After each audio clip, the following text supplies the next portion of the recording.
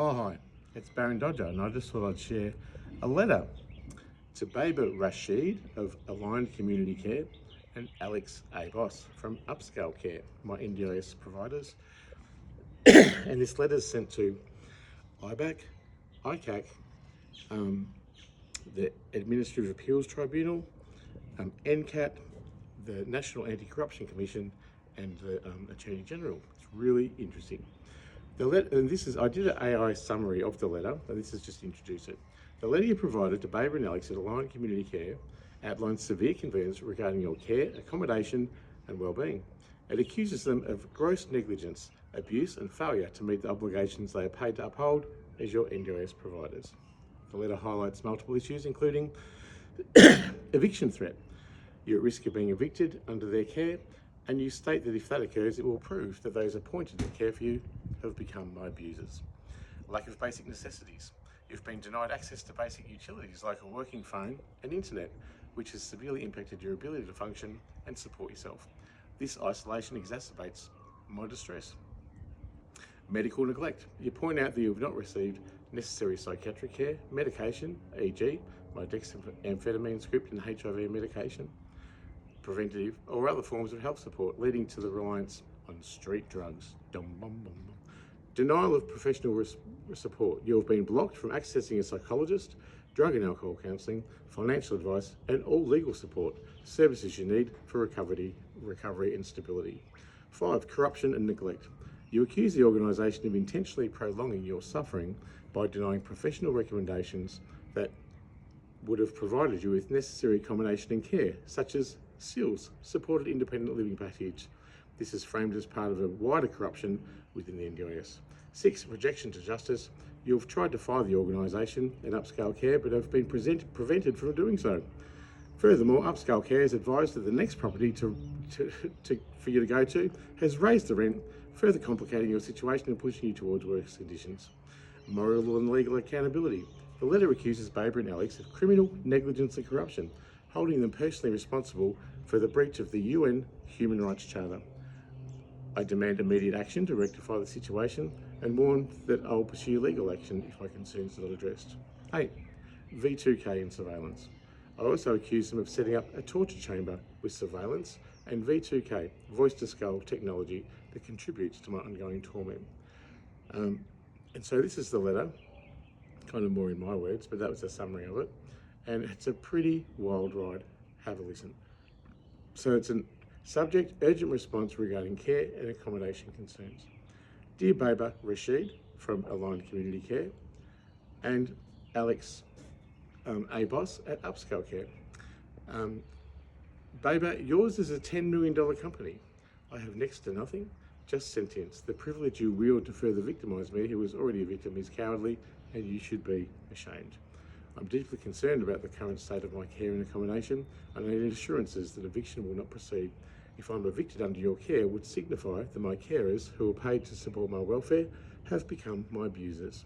You are appointed by the NDIS to ensure my well-being, which includes housing, and it has been proven that Cal Graham, my support coordinator from the NDIS, has blocked other providers from assisting me.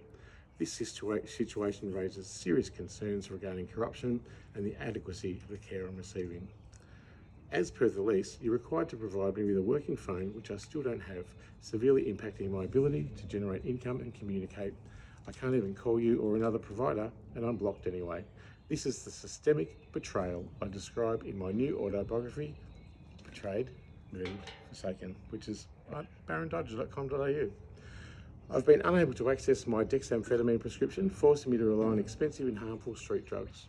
I require immediate psychiatric care to address this, and the failure to provide such care or even a psychologist reflects a severe level of neglect.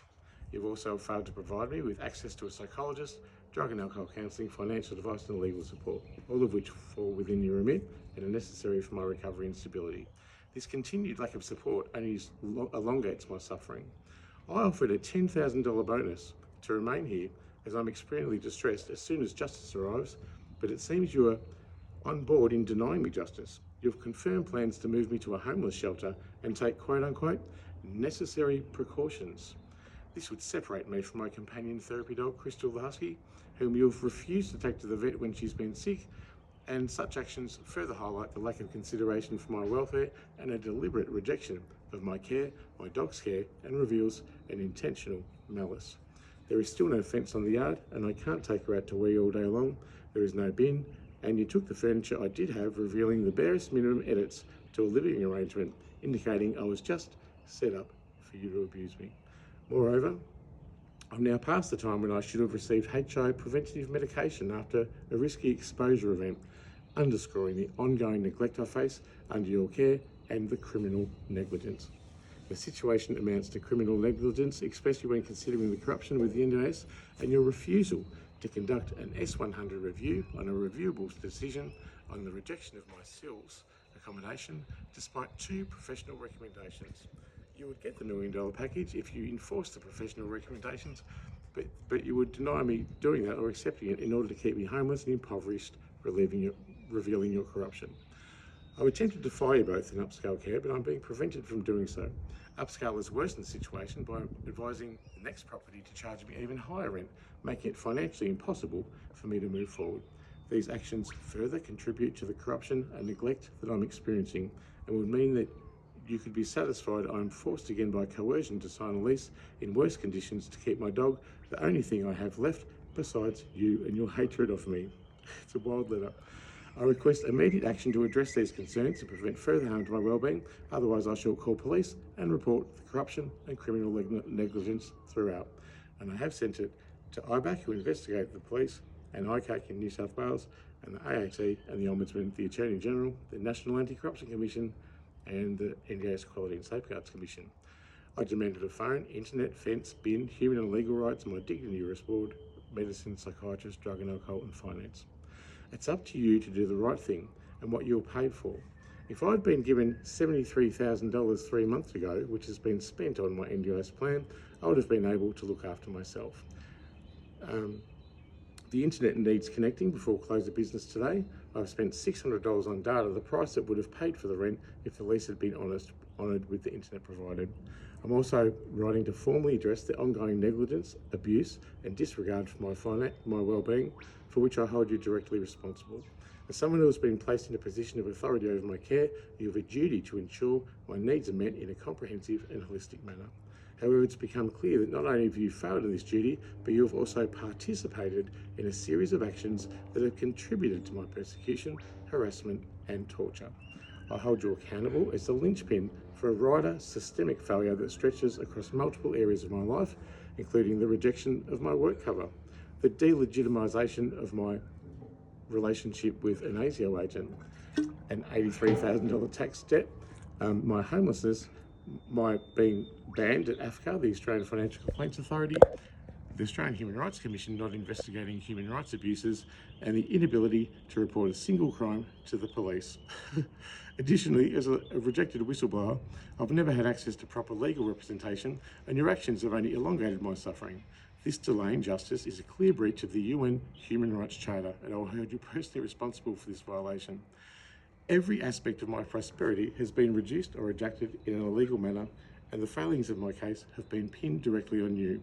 You have refused to acknowledge the complete scope of my holistic condition and have demonstrated no care for my person or my well-being. Anyone would think I'm upset with them. Your conduct is reprehensible and morally bankrupt. Despite checks and balances you may claim to have in place because you've put me in a house, you can't escape responsibility for the harm that has been done to me. I already filed appeals with appropriate human rights organisations, including the United Nations Court of Human Rights, and I'll be using your actions as central evidence in my case. It is clear that you were placed in your role with the intention to abuse, harass, intimidate and persecute me. Please be aware that I now will have legal representation and an enduring power of attorney who will act on behalf in this matter. Your failure to acknowledge my condition, coupled with your disgraceful behaviour, will not go unchecked. You'll be held accountable for your actions, both legally and morally. I expect a response to this letter. An immediate cessation of the neglect and abuse I've endured. Failure to do so will result in action. You're really very confident that you've been told, I have no power, and I have no voice, and I have no agency, I can't go to the police, I'm a rejected whistleblower, and I can't get a lawyer, and I have no control. And you're right. All I have is my sentience and this letter and my intention to take this to the High Court of Australia and get my justice. Otherwise, I want you to murder me in person, come to my door and slit my throat. It is the equivalent of what you're doing to me in a snide, barely hidden, privileged and conceited way, the height of deceit and audacity. I'd respect you if you meant what you said and followed through on your hate of me and the fact that you embody a broader movement of the targeted killing of a scapegoat. Home is a place where you're welcomed, you have peace and love, but you've not provided that. You are not love, nor embody it, but I do. I have it, and the ethical and moral upper hand to your deceit in my honesty. You've provided a torture chamber complete with V2K and surveillance that creates conditions in a conscious way of utter neglect and contempt for my person and a thinly disguised hate that is the epitome of cowardice. Prove me wrong. Do you think that's a pretty wild letter? Anyone think I was upset with them? Yeah, just stop.